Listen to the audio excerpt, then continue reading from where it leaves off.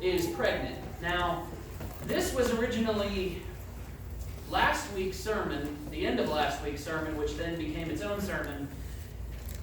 And through some wild rabbit holes that Chris has traveled through in the last week, it has become 2 sermons on top of that. And I tend to find those sermons the most enjoyable for me. If you would like, there are outlines in the back, there in the bulletins. There is a cool map at the bottom, which I did not draw. Trust me, it would look much worse than that if I drew it. But I have a couple of questions for you, right? What do you know about Zion? Because there were a lot of things that I thought I knew about Zion. And some of the things I thought I knew about Zion, first and foremost, weren't actually true. And then there was a lot more that I learned over the last week. In fact, twice last week, I thought my sermon was finished. And I tend to make sure that things that I think are true are actually true, and in the process, found more rabbit holes that I traveled through and discovered that, again, some things, even in my sermon, that I believed to be true for a long time weren't actually true. They were misnomers or things that were problematic. I don't like saying things that aren't explicitly true from the pulpit or period, for that matter. And so when we talk about Zion, and again I say, I thought I knew what Zion was, but in truth I knew some things about Zion, and there are other things that I had learned over time that weren't necessarily true. Imagine, for instance, let's use an example in real life. New York City, right? New York City is a physical location. It's a geographic place. It is not the capital of New York, as I thought it was for a long time. In fact, that's Albany. New York City is not the capital of New York. I don't know if you knew that or not. New York also used to be called, in the colonial days, New Amsterdam. It used to be called New Amsterdam. And for 5 years, it was the capital of the United States.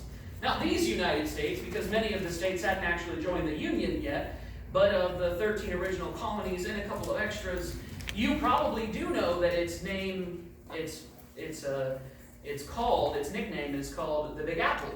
And I have no idea why. So I can't help you there.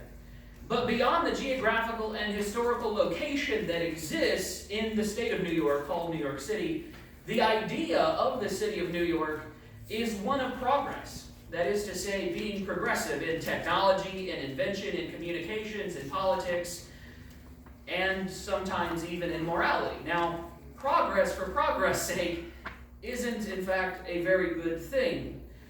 But New York is a forerunner in all these things, for better or worse. And it's known as that. So it's not just a physical place. New York is an ideology, is a way of thinking. And not necessarily a good one in certain capacities, but we'll get to that in another day.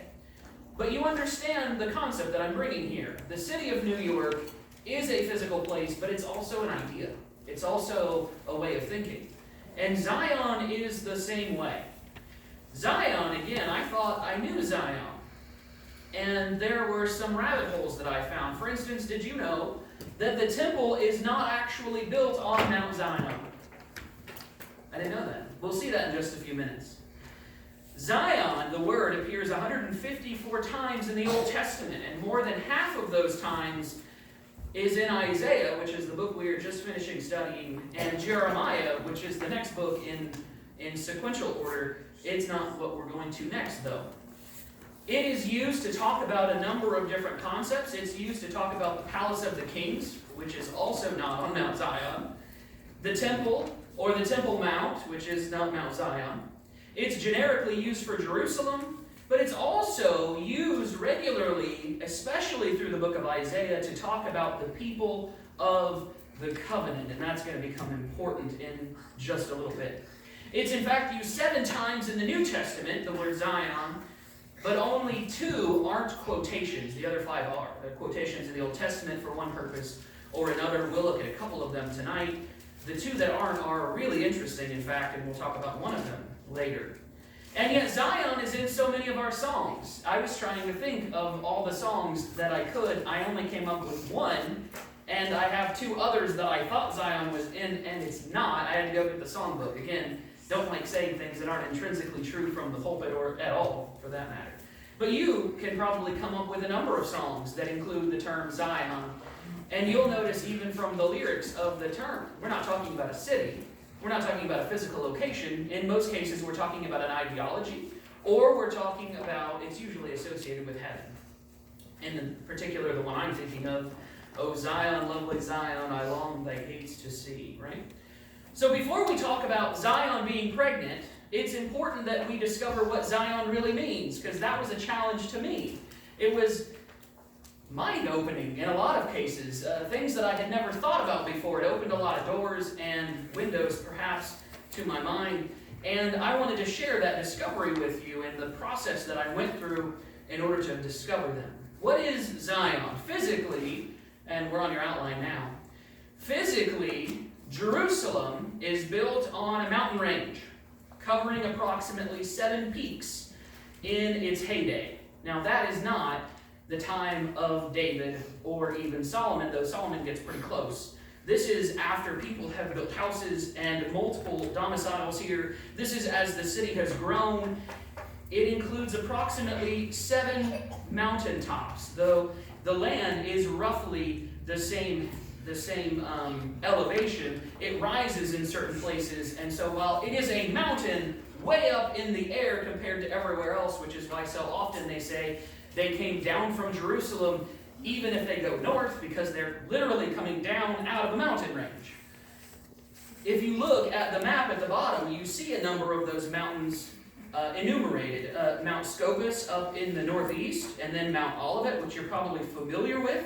The Mount of Corruption south of that, and then Mount Zion is listed, and that area that's around Mount Zion, that dark gray circle, mine's colored, unfortunately. I should have printed mine in grayscale so we'll be on the same page. But that weird oblong circle towards the bottom where Mount Zion is, that is what's called the Old City, which is the fortress of Zion that began, that we're going to talk about in just a moment. And so 7 mountains or 7 hills exist here around Jerusalem. In Genesis chapter 14, we first were introduced to the city of Jerusalem, or Zion, when Abraham met Melchizedek, who was the king of Salem. Salem was another term for Jerusalem. In 2 Samuel chapter 5, David seeks to further conquer the land, and he comes across the city of Zion, the city of Jerusalem. And Zion at that time was a Jebusite fortress. It was named Jebus. And David conquers the city, and he takes it as his own, and it is renamed the City of David, which is why Jerusalem is called the City of David.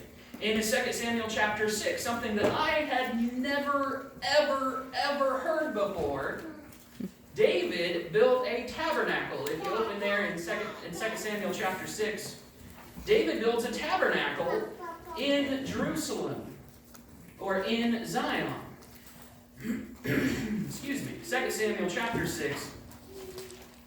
Because in the process of wanting to bring the Ark of the Covenant to Jerusalem, to where his rulership was going to be located, he built a tabernacle there. And you probably know the story as David goes out to go fetch the Ark of the Covenant from where it was stored for a number of generations, because the Israelites in the past, during the days of Judges, decided it would be a good idea to take the Ark of the Covenant to war with them.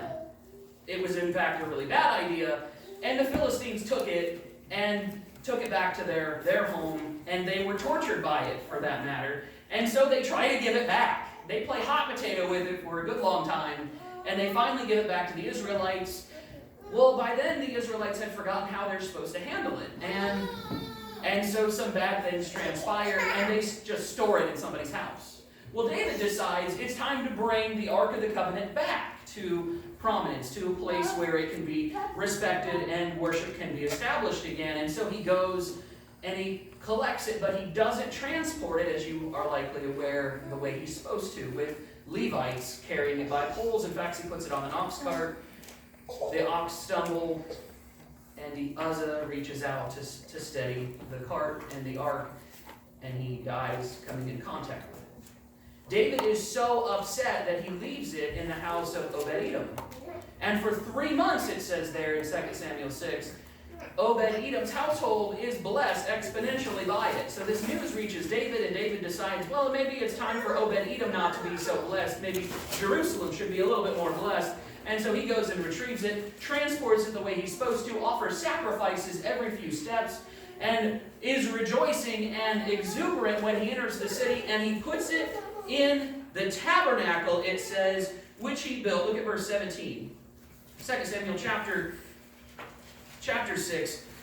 In verse 17, so they brought the ark of the Lord and set it in its place in the midst of the tabernacle that David had erected for it. Then David offered burnt offerings and peace offerings before the Lord, and when David had finished offering burnt offerings and peace offerings, he blessed the people in the name of the Lord of hosts. Then he distributes cakes to them. And so everybody rejoices because David has given them dessert, I guess. Some cakes, some raisin cakes. And so David builds a tabernacle. Now in 1 Kings chapter 1, towards the end of David's life, he decides Solomon is the guy who is going to take his place. And so he sends Solomon, his son, to Gihon. 1 Kings chapter 1, you can write it in. I forgot to include that. My apologies. 1 Kings chapter 1, verses 30 to 34, David sends Solomon to Gihon to meet with the high priest, Zadok, and with the prophet, Nathan. Gihon is a region of the Old City, which is on Mount Zion. It's part of that dark gray area, and you can see just to the right of that dark gray area, that weird-looking blob, which is the Old City, Gihon Springs. And so, the tabernacle where the Ark of the Covenant resided was on Mount Zion for the entire time David was king, plus as long as it took Solomon to build the temple. Because remember, the temple's not built yet. You say, well, why didn't he just put it in the temple? Because the temple's not there yet. In fact, David wanted to build it. God said, no, because your hands have shed blood. Your son will build it. So Solomon does. But David does everything he possibly can to make sure it gets done, to make it as easy as possible when his son has time, or it finally comes time for his son to do it. So the tabernacle that David builds was on Mount Zion. But in 2 Chronicles chapter 3, when Solomon builds the temple, and finally, when it's finished, transports the Ark of the Covenant to the temple, where is the temple built? It's not built on Mount Zion. In fact, 2 Chronicles chapter 3 and verse 1 says, it is another mountain altogether, which would be a peak. We're not talking about he had to go all the way down a mountain and all the way back up. We're talking about two peaks that are reasonably close to each other, but definitely different. Mount Moriah is the hill or the mountain top that the Ark of the Covenant is placed in the temple. The temple's not on Mount Zion, not technically. But from here on, because I presume because for an entire generation, the Ark of the Covenant was in the tabernacle on Mount Zion, the name stuck. And now, as they refer to the place where God dwells in a particular way, they just call it Mount Zion, because for 30 or so years, that's what it's been called. That's what the place where God dwells has been called. And so the name Mount Moriah, which interestingly enough, if the names are cohesion or are consistent, would be the mountain that Abraham went up to offer his son Isaac, interestingly enough, becomes the place where the temple and ultimately the Ark of the Covenant reside from then on. And it becomes just known as Mount Zion. And so even now, in David's day, all the way back to the beginning of the Israelite nation becoming a civilization, Mount Zion doesn't just mean one mountaintop. In fact, it includes 4 mountaintops, if nothing else, and the city of Jerusalem altogether. It includes God's people, even now. And we see that as we move on to what it means spiritually. It means where God dwells. In Psalm 9, in verse 11, a psalm written by David before the temple has been, or the tabernacle has ceased to exist and the temple has been constructed. Remember that, that's important.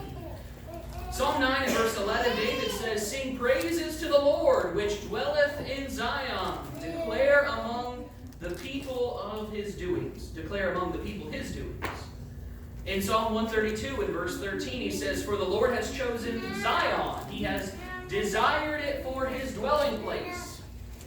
In Psalm 76, you're going to see a few words here that are interesting. In Psalm 76 and verse 1, he says, "In Judah God is known. His name is great in Israel. In Salem also his tabernacle and his dwelling place in Zion." The Lord has chosen his place. And that was the very thing that God predicted would happen, which is why when God tells Moses how to build the tabernacle, he tells him that it's going to reside exactly where it is, and that's where the people are going to worship wherever the Lord God instructs them to worship. Wherever it is God directed them to go, that is where the tabernacle would be set up. And for a time, it was traveling around. It went everywhere the Israelites went as they traveled through the wilderness, as they spent years wandering. And when they finally got into the land, they set up Shiloh as the place where God would dwell in a particular way until, of course, the Ark of the Covenant is given away. It's not even stolen. It's given away, and then it just sits dormant in a house somewhere. And then they finally bring it to Jerusalem. And the Ark of the Covenant goes into the temple, and from then on, the place that God dwells would be in the temple. Now remember what happens to the veil of the temple, which separates the holiest of all from the holy place, from the temple proper. When Jesus dies, that veil is ripped from top to bottom. Not as a human would rip it, but as one significantly more powerful. We're talking about multiple tens of feet in the air, 30-some feet in the air. And this veil, which is a very, very coarse, heavy fabric, was ripped from top to bottom, which would indicate that God was no longer there in the way he was before. Now we understand that concept. We understand relatively what that means. Let's go over to Isaiah, in fact. Isaiah chapter 2. We're going to see some of the uses here, and some of the important uses of the concept of Zion, and how it's used in a lot of cases as one of many terms that mean approximately the same thing. In Isaiah chapter 2, look at verse 2, he says, "Now it shall come to pass in the latter days, that the mountain of the Lord's house shall be established on the top of the mountains, and shall be exalted above the hills, and all nations shall flow to it. Many people shall come and say, Come, and let us go up to the mountain of the Lord, to the house of the God of Jacob. He will teach us his ways, and we shall walk in his paths. For out of Zion," he says, "shall go forth the law and the word of the Lord from Jerusalem." The mountain of the Lord's house, he says, the house of the God of Jacob. Zion and Jerusalem are all equated to be the same thing. You're going to go up to this place that's going to be exalted above every other place. And they don't just mean it's the highest place in the area. They're talking about a principle, a concept here. The mountain of the Lord's house is not just Jerusalem, it's not just Zion, it's not just where the God of Jacob dwells. It's more than all of those things, even individually. He shall judge between the nations and rebuke many peoples. They shall beat their swords into plowshares and their spears into pruning hooks. Nation shall not lift up sword against nation, neither shall they learn war anymore. This is going to be a new way of doing things. The Israelites needed an army because there were physical consequences to existing in the world in the way a nation would. And so they had to fight. They had to perform combat, though when they were right in God's sight, God directed them in how to do it, and they were successful. But Isaiah 2 says that not only would things be different, it would include an entirely different group of people from before. Not only the Israelites would be included now, God's people would be inclusive of the Gentiles. And that's the very argument in Acts chapter 15.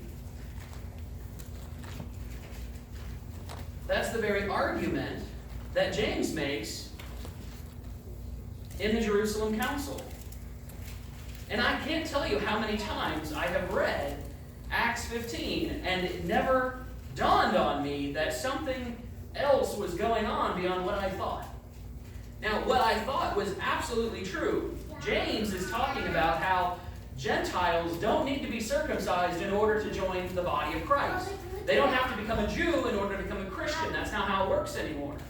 And he's going to argue from a number of places, particularly from Simon, that is Peter. In verse 4, Simon has declared how God at the first visited the Gentiles to take out of them a people for his name. Simon, who went to Cornelius' household and witnessed the things, along with all the visions he received along the way, brought him to the conclusion that it was right and good for him to baptize those individuals of Cornelius' household. And I love the next chapter there when he gets back and everyone, all the Jewish Christians are questioning him. How could you have done that, Peter? I can't believe you did that. And so Peter's like, fine, I'll just explain to you exactly what I experienced. You tell me what you would do. And he goes through the whole story.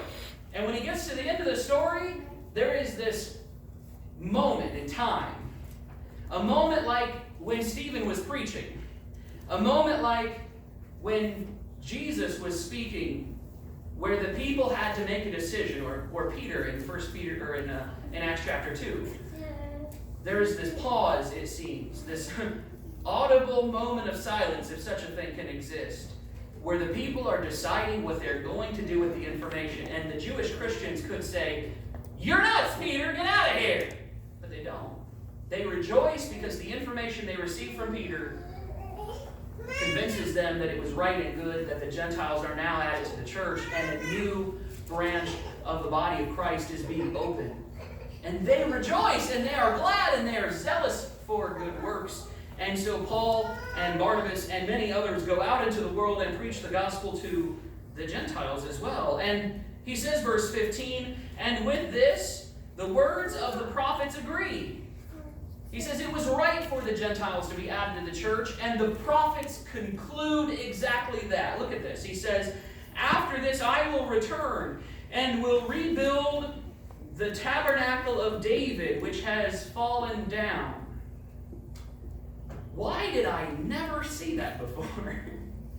The tabernacle of David, I just assumed and put it into the same category as the temple. The tabernacle of David is not the temple. They're not the same thing at all. In fact, we just talked about what the tabernacle of David was. He says, "I will rebuild its ruins and I will set it up, so that the rest of mankind may seek the Lord, even all the Gentiles who are called by my name, says the Lord, who does all these things." This is a quotation from Amos chapter 9, verse 11. All the way back in the Old Testament, God was talking not only about the tabernacle of David, but its significance. That it represented something different from the temple. Because they had made this deal about the temple. They had thought that the temple was the end-all and be-all of religion. And you even find that in John 4, don't you? When Jesus is talking to the Samaritan woman, she even thinks that the temple is the end-all and be-all of worship. And what does Jesus say there in John 4:21? "Woman, believe me, the hour is coming when you will neither on this mountain nor in Jerusalem worship the Father." The temple, the holy mountain, the whole concept of religion is going to change. Jesus explicitly says it to some random woman in Samaria. And yet, the importance and the significance of that statement, boom, right? My mind just went and exploded all over my desk. And once I picked the pieces up of my broken sermon that needed to be redone for the third time, I was happy to do so because I had learned something. I had learned something important even about the history, and not just historical facts, not just, oh, well, the city of New York used to be called New Amsterdam, and for 5 years it was the capital of the United States. That's stupid. It's interesting, but it's pointless. It doesn't provide anything. But this matters. The New Testament writer, James himself, concluded that this passage concerning the tabernacle implied that the temple was not the only way things have ever been done. That's the argument that he's making. That while the temple, even while it was going to be standing at the time, God was going to do something different. not draw back to a time where David built the tabernacle. That's not really what he's talking about. He's talking about a different way of doing things. And we sometimes forget that the tabernacle or the temple didn't always exist.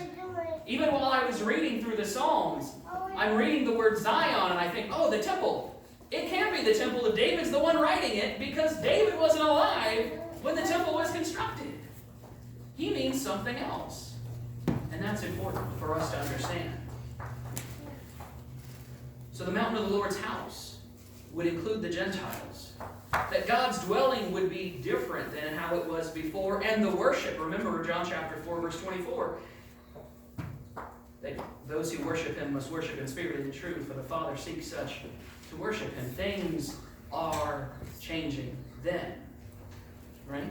Things were going to be changing. In fact, if you go to Hebrews chapter 12, one of the arguments the Hebrews writer makes goes right in line with this.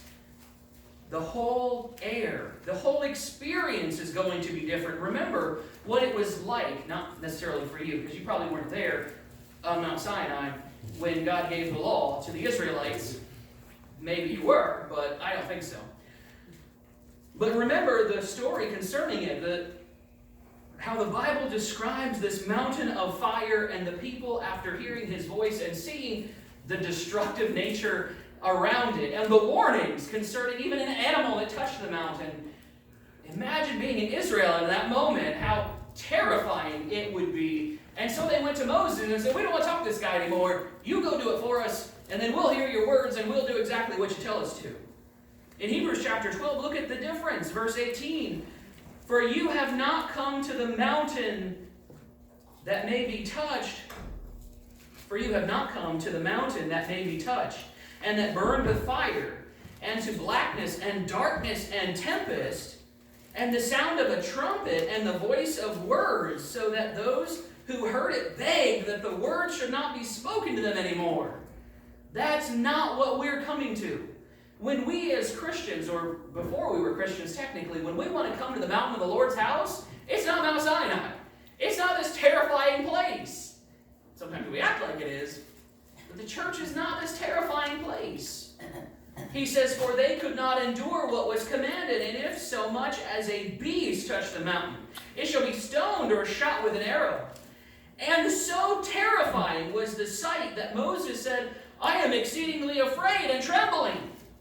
Verse 22, but on the other hand, he says, you have come to Mount Zion and to the city of the living God. You hear that?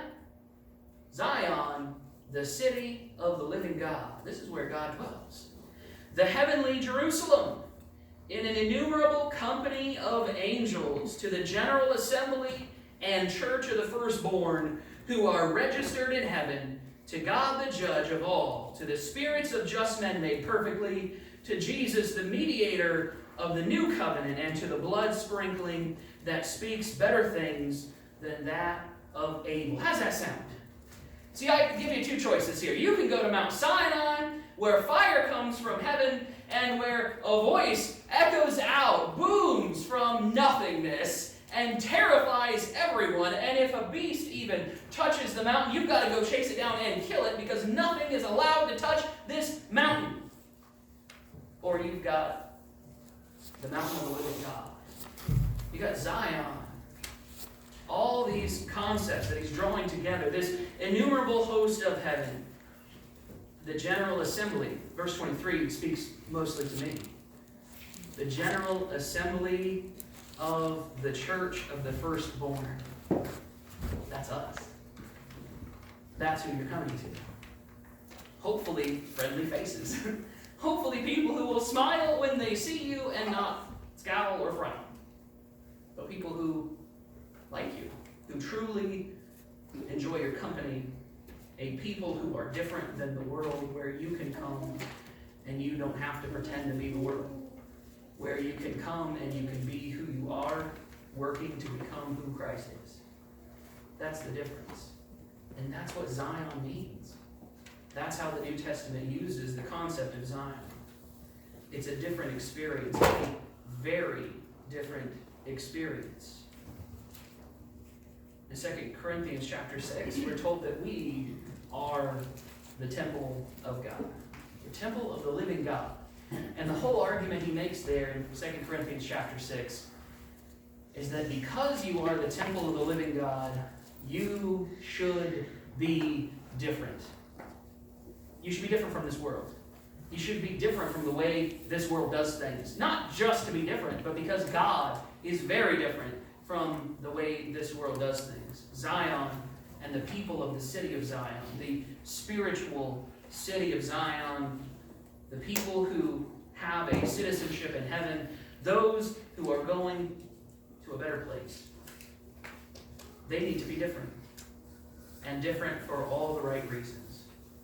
And so we have people who throw this word around. And you've probably sung it. Maybe you didn't know all these things, and maybe your view of Zion hasn't shifted too much. Mine shifted quite a bit. It was pretty crazy. It was a wild ride this week. But I enjoyed it. I enjoyed it because these things matter. These things matter. And as Christians, as people who are poised to enter the throne room of God, poised to enter that eternal rest with Jesus and God the Father, we can know for certain that our place in heaven is set.